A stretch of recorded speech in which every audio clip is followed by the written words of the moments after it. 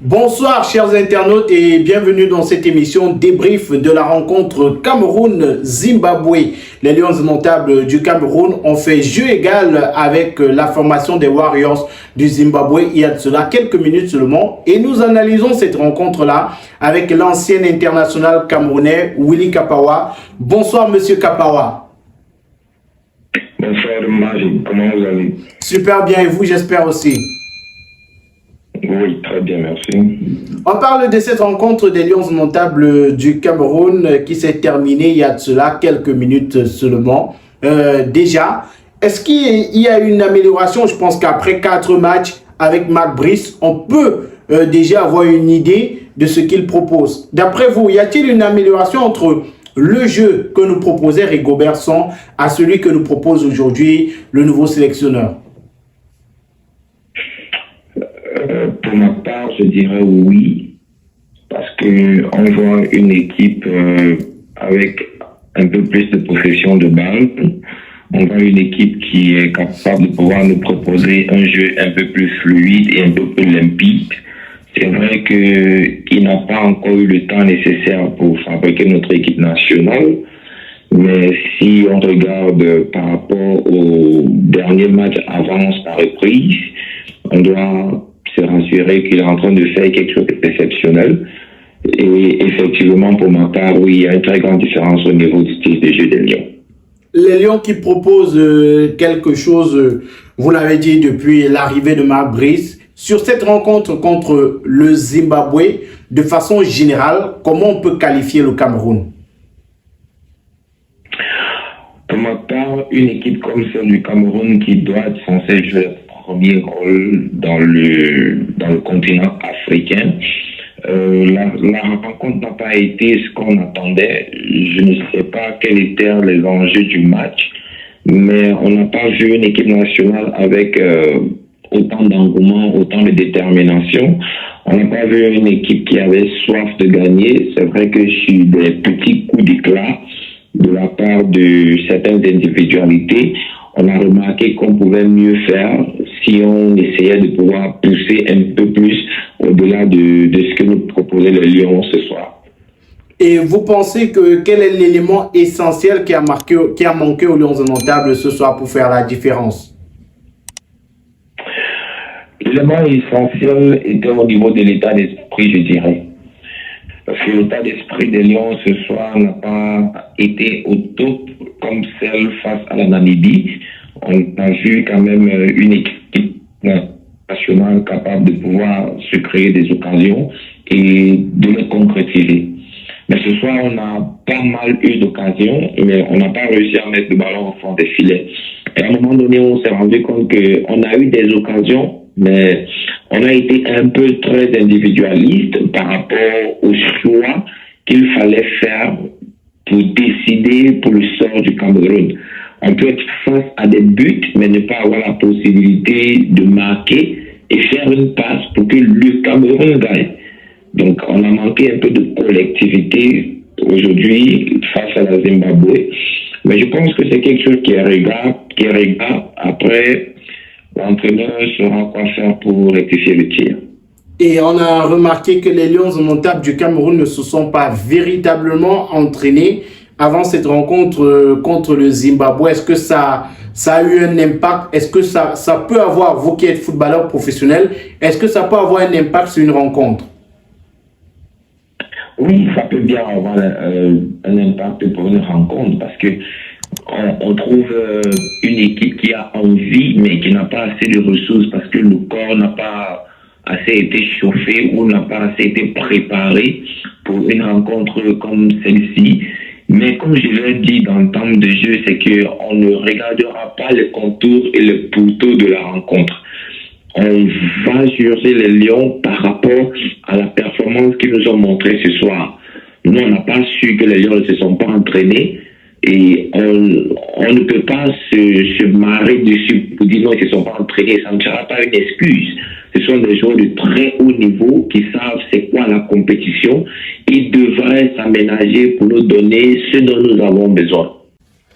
Avant de continuer, marquons un petit arrêt pour parler de la marque Intenswear. Intenswear, c'est une marque de chaussures bas bouche pieds nus, bombers, sacs pour vos différentes sorties, pour rester à la maison, pour les sorties en famille, entre amis. N'hésitez surtout pas à contacter le numéro de téléphone qui s'affiche juste au bas de l'écran pour commander vos chaussures Intense Wear. Ce sont des chaussures de très bonne qualité à des prix très doux. Contactez dès à présent. Vous avez également ici en image les différents modèles de chaussures babouche et pieds nus, également sac bombers Intense Wear. C'est le moment plus que jamais de commander ces chaussures pour ne rien manquer et surtout bénéficier de la grosse promotion en ce moment. Avec Intense Wear, vous avez la promotion. Si vous venez de la part de On Air Media, vous avez jusqu'à 20% de réduction sur tous vos achats. Alors les amis, contactons Intense Wear maintenant via le plus 237 694 46 70 29 et arrachons-nous les différents articles qui nous sont proposés.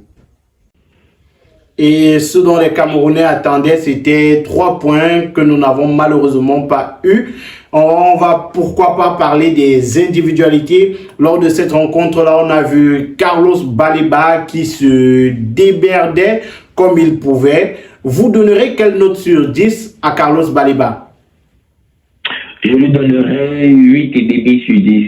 8,5 parce que c'est un joueur avec une très grosse potentialité. Un joueur qui pourrait donner au Cameroun autant de satisfaction. S'il est bien encadré et bien canalisé, ce petit fera la fierté des Africains. Pas seulement le Cameroun, parce que c'est vrai, il sort du continent, comme on aime le dire, mais il sera la fierté de l'Afrique. Donc, il a juste besoin d'être bien canalisé. C'est un jeune joueur qui a encore beaucoup de temps devant lui. Il est à côté des personnes comme Zamboanguissa, des personnes comme Gade Gradui, qui pourront lui donner autant de conseils par rapport à certaines choses au fil du temps. Parce que la compétition, c'est pas un niveau. C'est vrai qu'il joue un très grand championnat, mais la compétition demande assez d'expérience. Et je pense que le petit, il continue de grandir, mais quand on le regarde jouer, on est satisfait des initiatives qu'il propose. Mais est-ce que Carlos Baleba a été le meilleur Camerounais, ce soit sur la pelouse? Bien sûr, c'était le meilleur. Sur le plan des individualités, on l'a remarqué, Marc Brice a titularisé Aboubakar Vincent, qui depuis un moment est quand même au centre des débats, même s'il reste l'un des meilleurs buteurs de l'équipe nationale du Cameroun. Comment avez-vous trouvé le capitaine de l'équipe ce soir? Je vais commencer par dire qu'on ne titularise pas toujours un joueur parce qu'il est bon. À un certain niveau de la compétition, le nom d'un joueur peut avoir une influence sur l'adversité. Vous voyez par exemple des sélections comme le Portugal où on a un Cristiano Ronaldo qui tend tout doucement vers la fin de carrière, mais qui sa présence sur un stade de football permet à l'adversaire de garder au moins 2 défenseurs à côté de lui.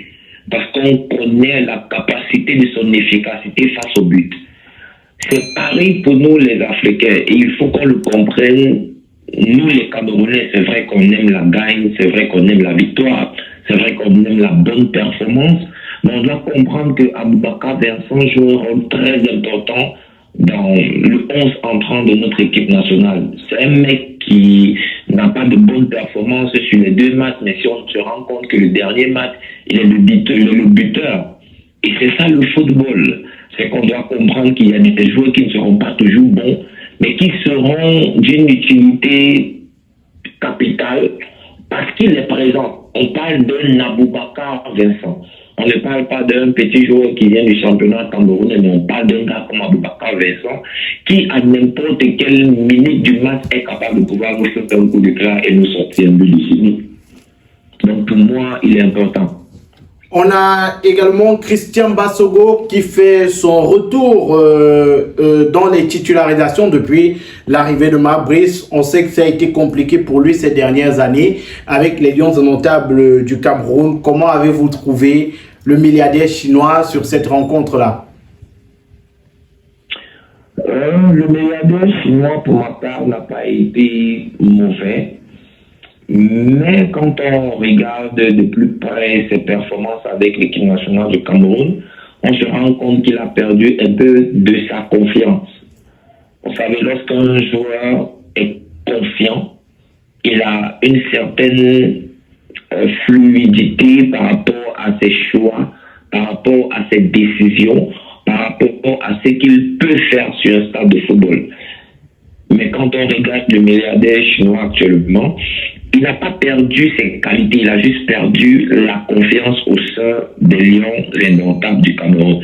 Et je pense que si on lui redonne un peu plus de responsabilités, comme on l'a fait dans les années passées, il pourra nous offrir quelque chose de bien après. On a remarqué qu'avec Mac Brice, du moins sur ces dernières rencontres, Zambo Anguissa a à quelque sorte été repositionné. Il joue un peu plus offensif, il joue un peu plus derrière les attaquants.